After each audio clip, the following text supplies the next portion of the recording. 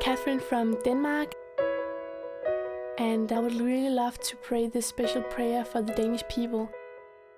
I thank you that you will go and do a thing in their heart, so we won't see so many sad faces in the streets, Jesus. But that you will make a new smile on their faces and create a new love in their hearts for each other and for strangers in general.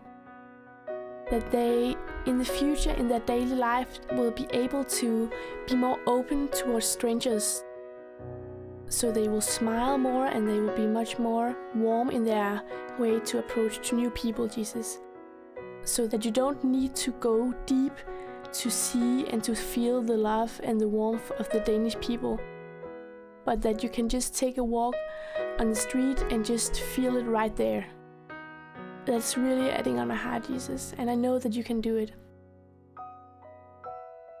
I will also pray that you will help the youth leaders to be creative in their way to gather the young people in Denmark, especially in the small cities. So they will just keep trying in new ways to gather the young people so that we can stir up a fire inside of them and just come together in your name, Jesus. I will also thank you for the small churches in Denmark.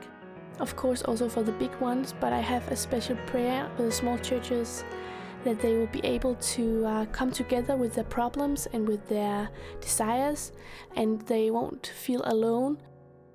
Help the small churches to maybe go together and share problems and share success, so they will just be motivated to keep pushing forward and keep following you. Blessings for Denmark and blessings for the Danish people. In your name, amen.